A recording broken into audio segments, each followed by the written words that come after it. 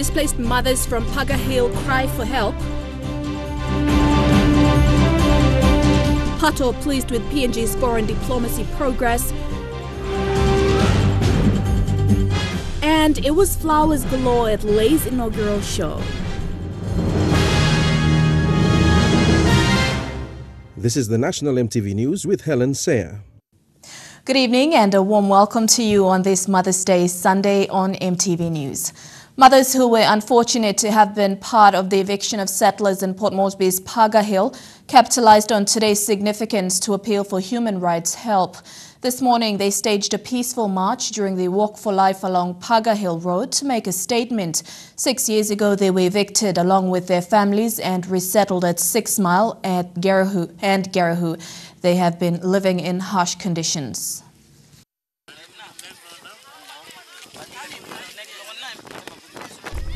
It was an emotional day for these mothers to celebrate Mother's Day in a place they once called home. But today's march was about getting the recognition they deserved as citizens with equal rights as any other to basic services. As the NCD Governor Powers Pakop approached with a crowd of devoted Walk for Life participants on their normal route, he had no idea they had planned to meet him there.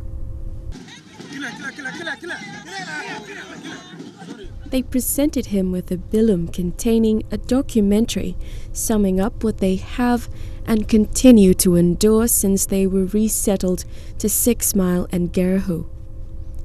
Bessie Maiga and her family were part of the group who resettled in Garahu. She says it has been hard on her family, especially when it came to finding water. So issue belum ke lohia ol mama emwara. So I think now Mother's Day so all mama all not tinti logo mapi wara because then big day belongs to all Larry Mosten and stuff. No ga den bayi looking Mosten mel camel walk about one time content now. Sampla time me pla papa I'm all walk, sampla papa all no walk. So I'm hardly. You know sem Paga also go dive me pla sa kisim na kam salim nam play sa survive lo dishla. Lohia am hard. Bessie's husband lives in the city with relatives in order to keep a job that would sustain his family. Her story is one many of the mothers share. Some families not as fortunate as others to have a steady income. Going back to Paga Hill rekindled fonder memories of a time when life was simpler. I miss the place. Well, I was telling the girls, remember the place that we used to go and sit around and tell stories, and we were standing at one corner of the point and we were talking about that place. Yeah, it's kind of home to us and it's unforgettable for us. Yeah. Today's march was a desperate cry for help from mothers to the government. They say they seek only to be granted the decency of basic human rights and services they deserve as people of this nation. Melissa Gaviro, National EMTV News. With Mother's Day today, we bring you a story of a mother from Central Province volunteering to teach women in Rigo District how to bake. Ragedoa has been partnering with Goodman Fielders to conduct training to other mothers in villages on how to bake donuts, cakes and other pastries. She says the training is to give women in rural areas a way of income and support their families. Ragedoa is a mother of 2 from Alukuni village in the Rigo district. She is on her way to Kiapara village to conduct another training on how to bake on open fire. So we have how many cups now? 8. The ingredients are all provided by Goodman Fielders. You can mix it with a spoon or your hand is better. Okay? Promotion in doing the domestic skills for the rural areas. I want to introduce the importance of the open fire baking in the rural areas. She says she decided to start teaching others to bake so they could also use the baking skills to generate an income for their families.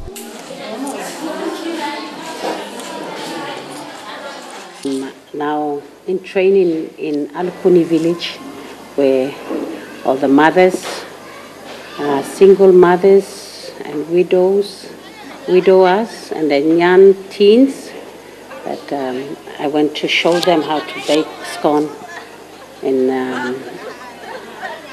a way that is affordable.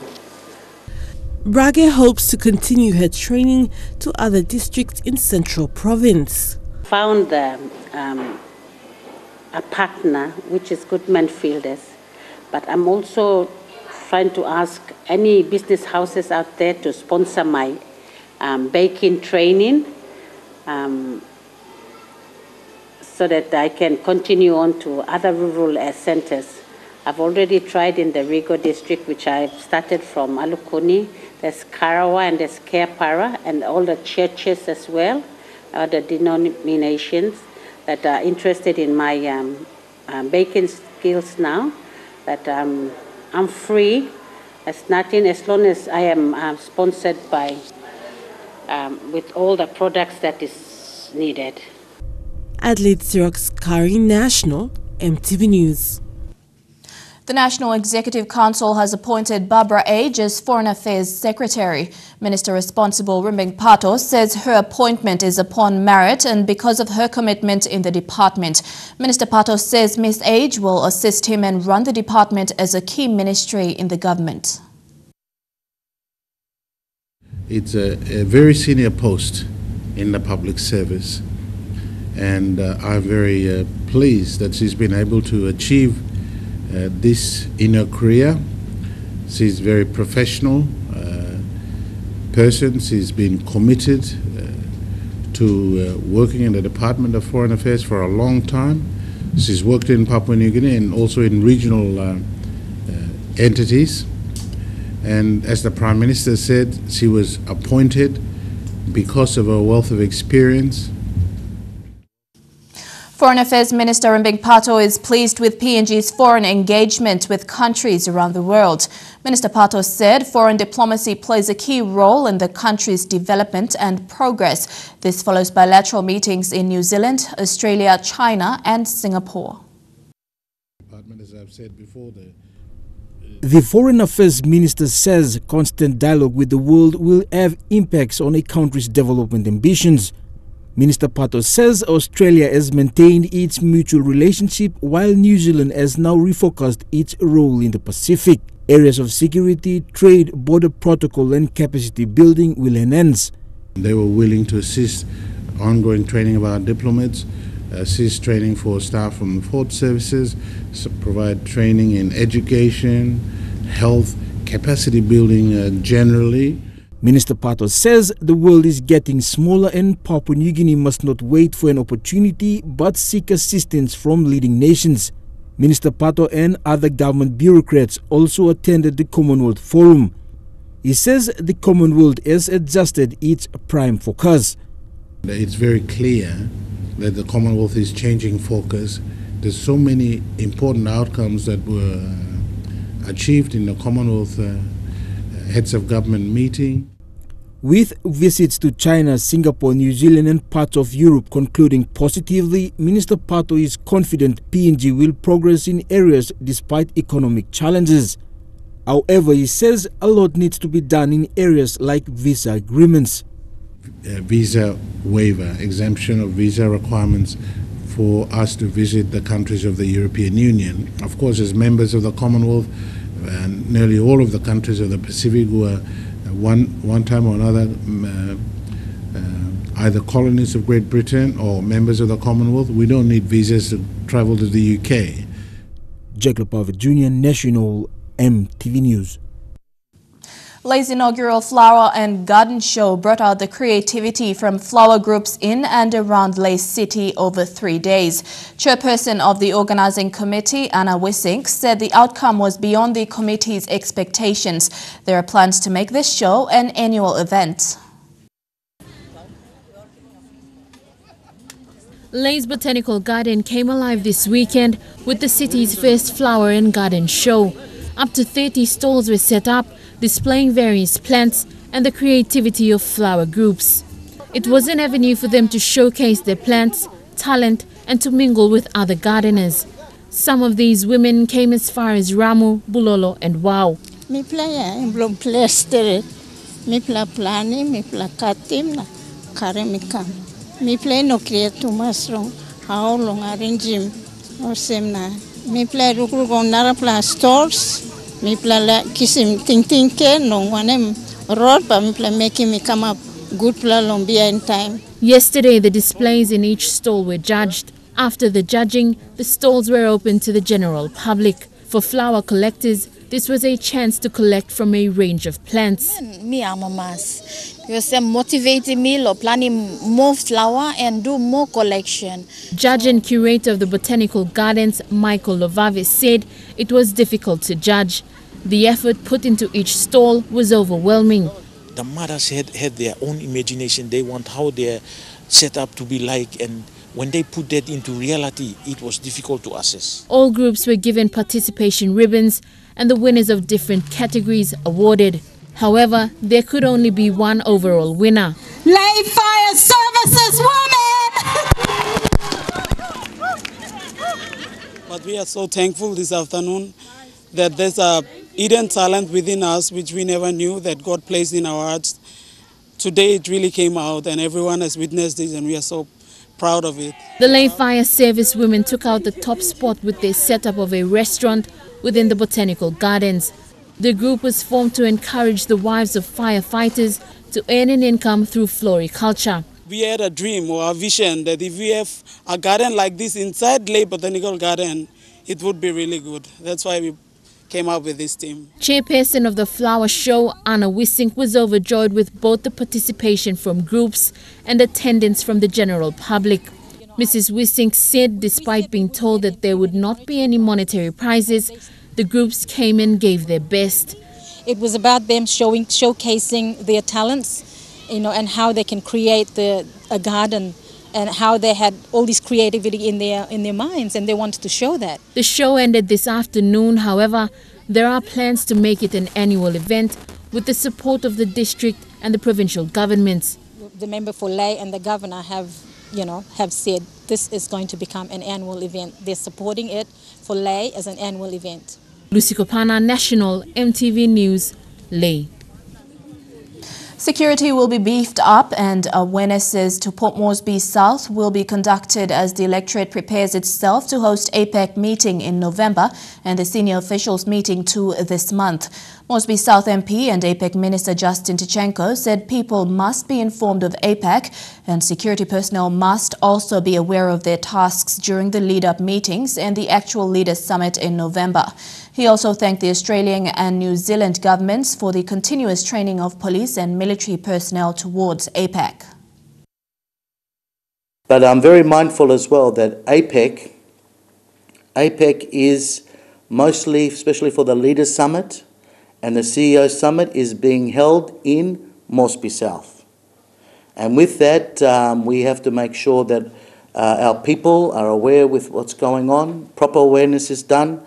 We have to make sure our police understand their roles and responsibilities while we have all these world leaders in our electorate. The business communities, plus everybody from the settlement to the village to the suburban areas will be all part of this program to keep Port Moresby safe and sound for everybody to enjoy and have one of the, hopefully, safest electorates in the capital city. Registrar of Political Parties and Candidates, Dr. Alphonse Gelu, says many people in the country are not familiar with political parties and their functions. Dr. Gelu made a call this week to political parties to have roots right down to ward levels through awareness programs such as political conventions. He says people should be already aware of who they are voting for during elections and not just vote for a candidate for the sake of voting. A recent survey conducted in East Sepik, Eastern Highlands, Central and Gulf provinces by the Registry of Political Parties showed that most people in the rural communities are not familiar with the names of many political parties. Most people only know older political parties such as Pangu. Registrar of Political Parties Dr. Alphonse Gelu says political parties should make it their business to engage with people, and one way is to take part in LLG elections as well. Many of the new political parties, they don't know about them. So it is critical that political parties must play a role in this election. They must make sure that they go out there and they support candidates. This is an opportunity for them. Dr. Gelu says that many political parties in the country lacks membership, and activities such as conventions can boost party membership. He commended 2 political parties that have been hosting conventions out of the 46 registered political parties in the country. It is very, very important to have that convention. So for us at the Registry, we usually encourage political parties to have a convention just before an election, national election, so that's when they select candidates and all sorts of things. Dr. Gelu stressed that parties need to work with people in the communities so that people are more informed on what decisions to make during polling. Political parties should have roots right down at the community level. You cannot just continue to exist up here at the national level and you don't have any link with our people. So it is important that political parties must also take part in terms of supporting candidates, endorsing candidates, because that is where the policies of political parties then will be made known. Godwin Eki, National EMTV News. You're watching National EMTV News. When we come back, more of today's events making news. Stay tuned.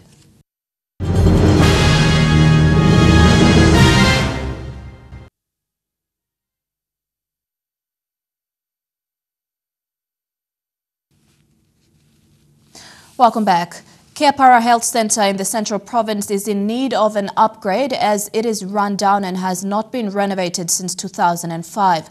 The small health centre, which serves Keapara and 2 other villages in the Rigo district, is run by one female community health worker with little resource to help the patients there. Nurse Priscilla says the health centre needs to be upgraded so that people can receive better health services. This health centre serves 3 wards of Keapara, Alukuni and Karawa in the Rigo district. The only health officer says most times villages cannot be served because the health centre does not have resources to help them. As a result, many patients are forced to travel to Port Moresby to seek medical attention. We have mothers coming in to give birth here. We have children coming to receive immunization, and there are many other sicknesses that come and get help or saved here. Medical supplies for the health centre are delivered to them every 2 months from Port Moresby. The major concern is the state of the health centre. Since its construction in 2005, there has been no work done to renovate the building. We want to bring some development into our community, to bring services for the people of Keapara, Alukuni and Karawa. Priscilla says the health facility needs renovation to serve the growing population. Godwin Eki, National EMTV News. The construction of the new Waigani Courthouse complex is progressing. A team of government delegation with China Railway Construction Engineering Company accompanied the Chief Justice, Sir Salamo Injia, to inspect the progress of the building's construction. Building C has neared completion, but the rest of the buildings are expected to be completed early next year. The construction costs the PNG government about 434 million kina. Oktedi Mining Limited will continue to fund operations of the Oktedi Development Foundation. This was announced by OTML Deputy Chief Executive Officer Mosje Wera in a recent forum in Kiunga. Wera said the Development Foundation is a successful service delivery model for Western Province and OTML is committed to assist. Oktedi is contributing, is generating the benefits. Speaking to participants during the recent Western Province Development Forum, Mr. Wera says Oktedi Mining Limited, through its Oktedi Development Foundation, continues to play an active role in delivering key projects in Western Province. OTDF has been the development vehicle for communities under the Community Mine Continuation Agreement. This has been a successful drive in making sure benefits from OTML's tax credit scheme and dividend trust funds reach mine impact communities. And this year it has committed in key areas such as health and education. We will also facilitate the Governor's scholarship program. So thank you, Governor, for having the confidence in OTDF. OTDF also manages the CMC Trust, the Mine Village Trust scholarship programs, and it makes sense. Rather than duplicating the program and the cost of administration, it is all handled through OTDF. Wera, who is also the chairman of OTDF, says they will continue to work with the Western Provincial Government. This will see OTDF support 4 proposed authorities in Western Province. This includes the establishment of the Kiunga Urban LLG. We really need to fix up Kiunga. It's right on Octavius' doorstep. It is, in some places, not too good, especially also in Kiunga rubbish dumper. So we want to help the government try and fix up Kiunga. Mr. Wera also announced OTML will oversee the sealing of the Tabobil to Kiunga Highway. He also announced the Western Provincial Government will have a share in OTDF. With SDP withdrawing the share in OTDF, the Fly River Provincial Government will be taking on 1 share in OTDF. There is a huge confidence in OTDF, so thank you, Governor and the PEC members. I think, and it's also an important step going forward. Stanley Over Jr., National MTV News. Investigations into the burning of the classroom block at Ilakaraita Primary School in Kerema has had no leads so far. Several suspects have been brought in for questioning, but without evidence, charges could not be pressed and the suspects released. Police Station Commander in Kerema, Michael Pakie, says without any leads and no help from the public, the case is starting to get cold.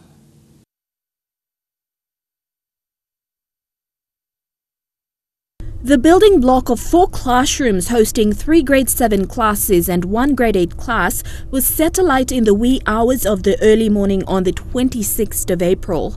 There wasn't much the locals could do as the flames were too big to get near. Several other buildings have suffered the same fate within the capital of the Gulf province, bringing to light the absence of a fire service department within the town. This is one of the biggest schools. And this school is called Ilakaraita Primary School in Gulf Province. It is one of our town schools and it is level 6 schools. Ilakaraita Primary School enrolls students from Gulf, which is public servant students and the nearby villages who send their children here. It happened, we don't know the reasons, but it's believed that like anywhere in Papua New Guinea, you can find that there is an arson cases where people want to just play around and bend if it's like a hobby. Police Station Commander Michael Pakie says this is a case of an arsonist. The public hasn't provided any more leads in the past 2 weeks for the police to deal with and look into, and the case is leading nowhere. Number of people, they all came up with negative results towards us, so at the moment it is stagnant. We have not got any assistance from any public as of yesterday. The 200 upper primary students affected by the fire have been allocated a new building which the lower primary students normally use.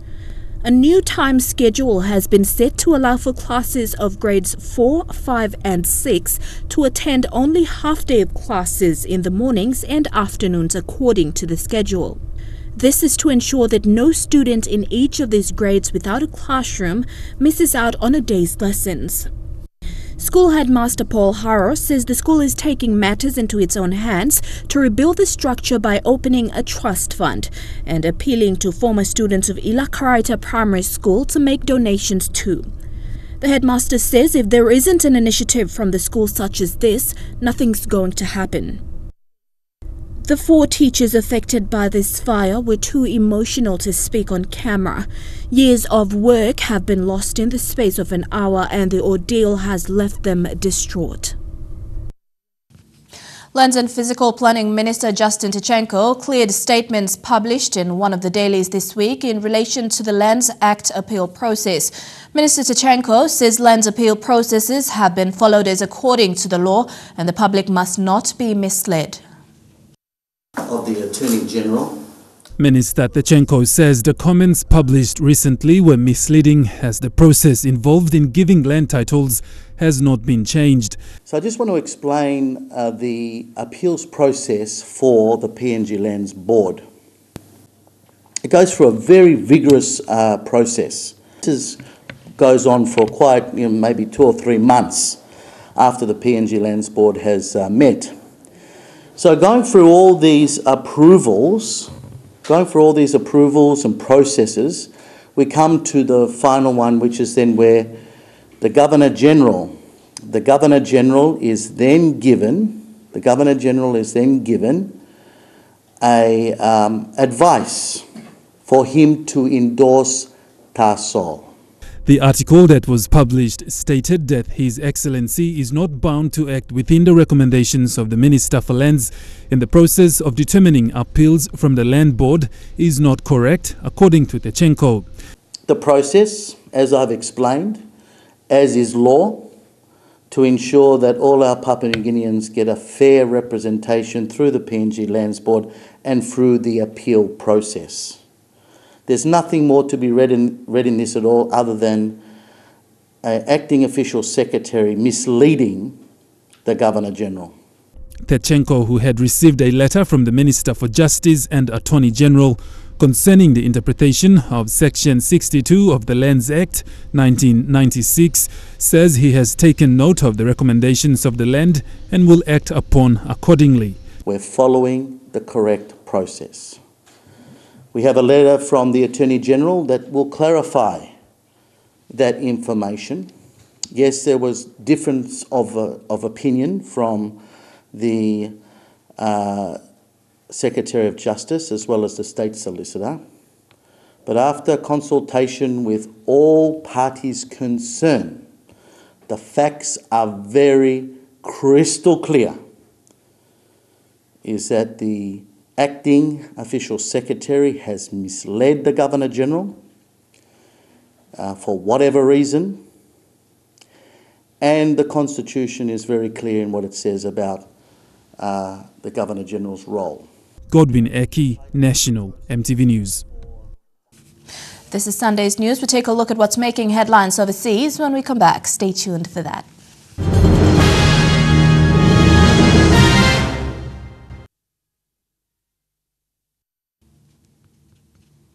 Welcome back to the news. Turning overseas, the United States will be opening its embassy in Jerusalem on Monday.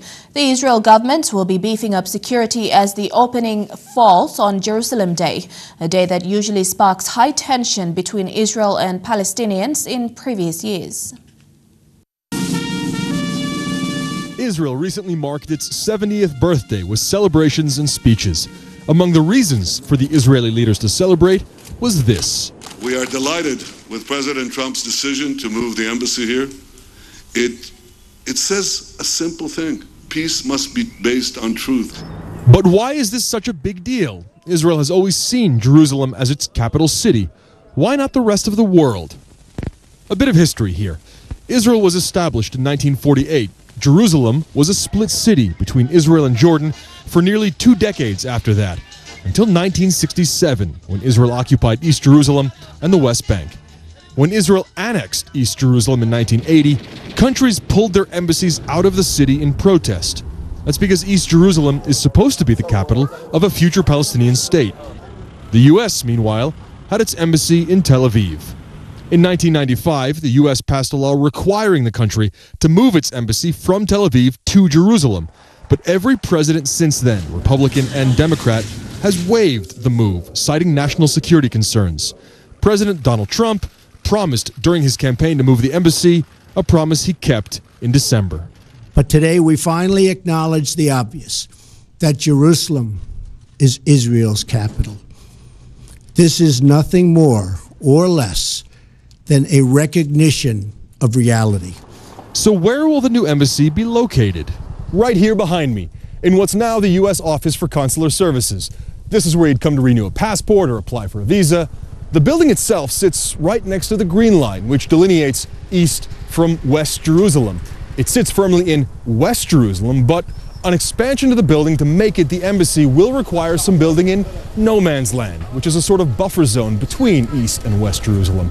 It holds very little practical significance in terms of modern-day Jerusalem, and yet that zone retains incredible political importance.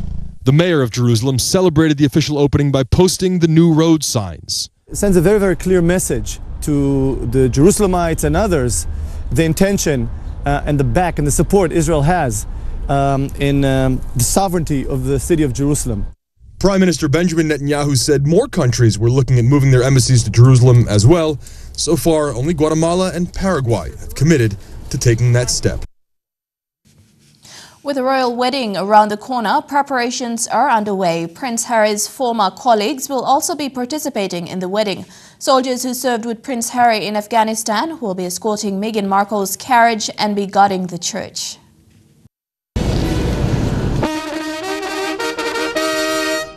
When Meghan Markle steps into St George's Chapel, her arrival will be heralded by state trumpeters. I don't think we'll be seen. I think you'll all be looking at the dress rather than us, but you'll definitely hear us, yes. Trumpet Major Matthew Screen sent recordings of several fanfares to the couple for them to select which one they wanted. It's a very poignant moment, if not the moment of the wedding, and there's a lot of pressure involved. Given Prince Harry's military service, it's no surprise the household cavalry has been asked to play an important role on the day.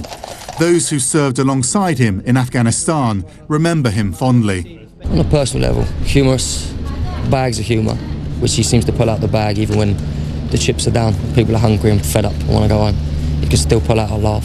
Some of his former service personnel will ride alongside the royal carriage, whilst others will line the steps of the chapel. I think it means everything to me and to my men, and I like to think it means a lot to him, knowing full well that the soldiers on parade have either served with him on operations abroad or have worked with him on training exercises. At the cavalry's barracks in central London, there's a buzz of excitement. As uniforms are cleaned and mended, jackboots are polished, the armoury is checked, and horses prepared for show. It's a routine they're used to, but this time the audience is global. And when it comes to Prince Harry's fiancée, Meghan Markle, they're pretty excited about that too. A cracker, to be fair, a looker, very cool, got that Yankee style, yeah, well happy for him. No doubt Prince Harry agrees. You're at National EMTV News. We have a jam-packed Trukai Sports for you coming up next. Stay tuned.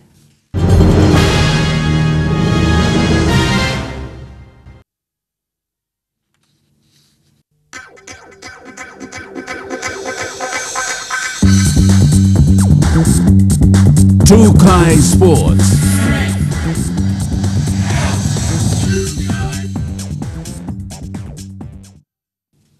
Welcome to Trukai Sports. Two volleyball and the NCD Corporate Volleyball saw a number of final matches played today. MTV Sports caught up with the B-grade semi-final match between the National Parliament and City Pharmacy Limited. The first set saw the National Parliament side who fought to stay on top, but the City Pharmacy guys were just too strong.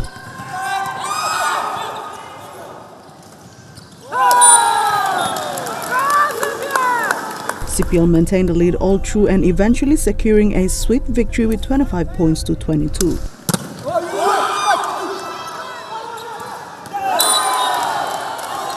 In the second set saw countless efforts from the National Parliament player and PNG's beach volleyball veteran Richard Killarupa fight hard once more to get his team the upper hand. Unfortunately, CPL gave another 25-19 beating in this set as well. The table turned in the third set as the National Parliament realized the urgency to win that match, as losing it would end the competition for them. By then, the CPL outfit was already making errors and mostly executing spikes that landed the ball outside the court. That gave National Parliament the opening for points, and they maintained a 7-point margin until they won that set 25-13. From then on, they maintained that momentum and continued on to win the last 2 sets, recording a 3-2 win. They now await the grand final match against ANZ next weekend. Dinrose Raiko, National EMTV Sports. To football, the National Capital District Football Association successfully staged its finals football playoff at the PNG Football Stadium. NCDFA President Vonnie Capinato said the competition was a huge success, exposing young talents and potential top league recruits identified. The 7-a-side competition marks another milestone for Football Federation of Papua New Guinea.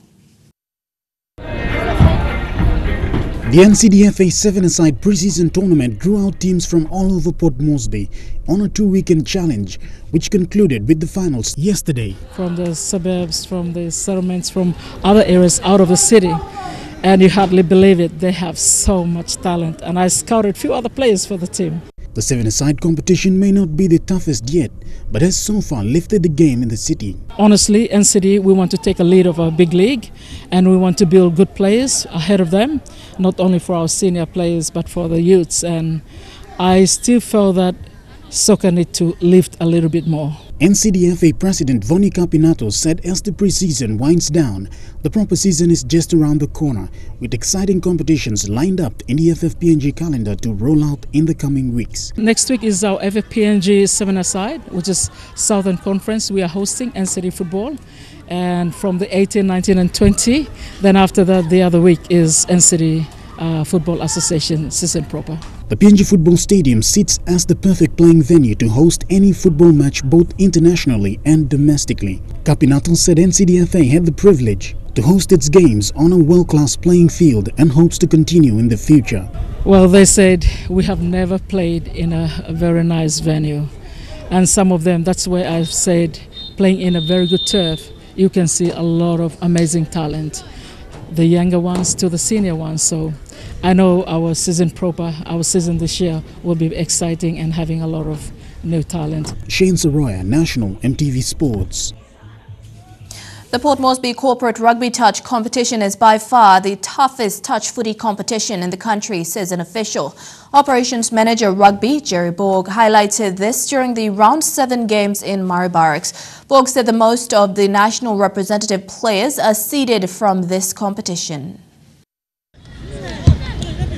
A fun and family-oriented sport, yet it's fast and skillfully contested. The Port Moresby Corporate Touch Rugby has a huge following in the national capital. We're finishing off the mixed games now, mixed divisions. So after mixed, we go through men's and then seniors, masters. So this is the game that is now on. Is game number 7. Into its round 7 of the season, Operations Manager Jerry Borg said the 5-division competition has seen an overwhelming increase in the number of teams participating this year. Around 50, say not 50, 34. And including the divisions, there are more divisions. Like we got masters, senior mix, open women, open men's, and open mix. So in a day we run like almost 100 plus games. Borg's Corporate Touch Port Moresby is one of the top competitions affiliated to the national body, Touch Football PNG, and has so far fielded a good number of national representative players in its regular season games. CTPM alone has a big number of rep players. So they're already named for the World Cup and SB Games for next year. So I'd also like to congratulate everyone who's been selected for the team, national team. So yeah. All matches are played at the Murray Barracks Oval every weekend, including the juniors, an under-15 division category, and the masters, the middle-age group. It's a good family sport for everyone to take part, especially family. You can have the whole family play, your mother, father, son, daughter, they can just come and enjoy it. With the proper season likely to end in October, Borg said the competition gives national representatives a good build-up for next year's Pacific Games and the World Championships in 2019. Shane Soroya, National EMTV Sports. Trukai Sports continues with more after these messages. We'll be right back.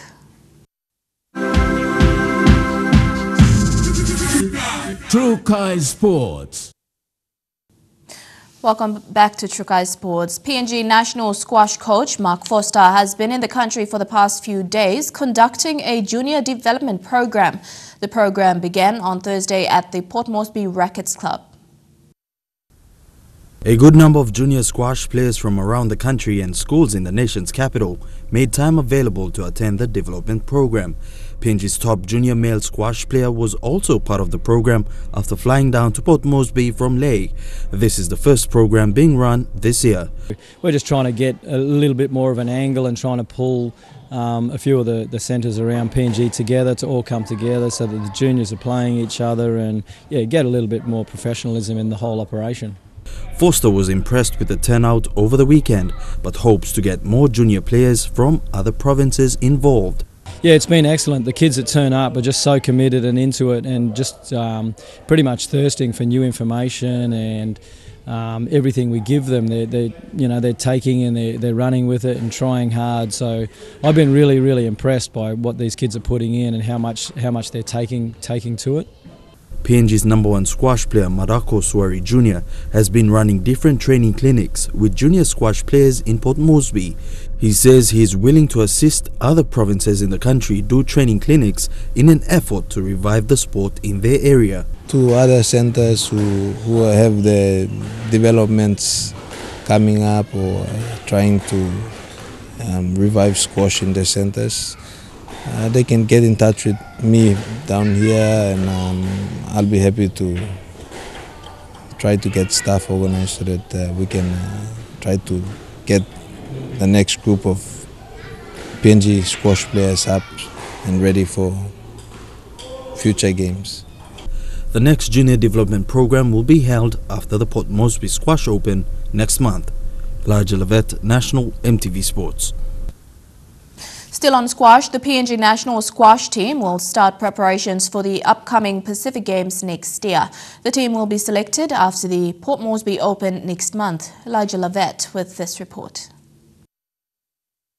With almost 13 months left before the 2019 Pacific Games in Samoa, PNG Squash will be selecting their team to start preparations.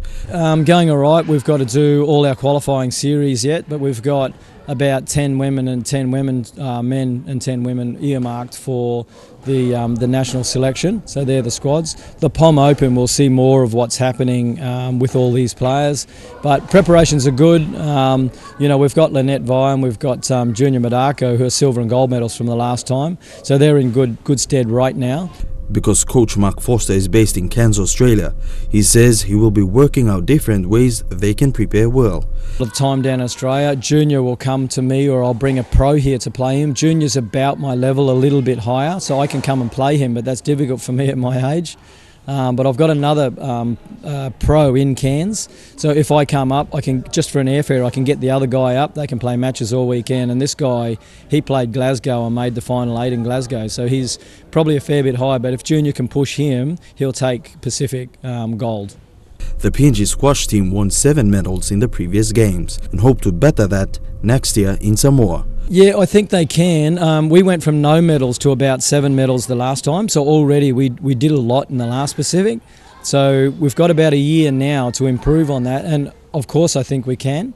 With talented juniors coming up the ranks, Foster says PNG will be a force to be reckoned with in the future. And we've got a lot of juniors that if we can get a little bit higher at the moment. Guys like Chris Werchurch, and we've got another couple of boys in Cairns that have PNG passports. So if they're only 15 years old, these kids, 14 and 15, another one's young Josh Porter, he's only 13 years old. In a year might be slightly early for these kids, but they're going to be very good. So if it's not in this next year, in the next 5 years, I have no problem seeing that there's going to be gold everywhere. Elijah Levet, National EMTV Sports. And that ends Trukai Sports. Up next, the weather details for the next 24 hours. Trukai Sports.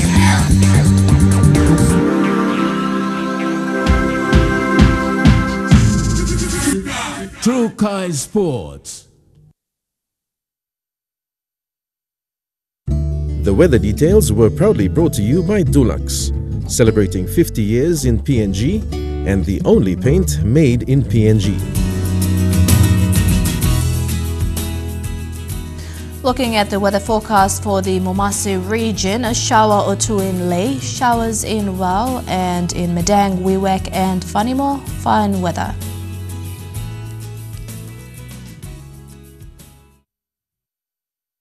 The weather details were proudly brought to you by Dulux, celebrating 50 years in PNG and the only paint made in PNG. Before we go, recapping our main stories. Paga Hill mothers crying for help. Foreign Affairs Minister pleased with PNG diplomacy progress, and it was flowers galore in Leh's first ever garden show.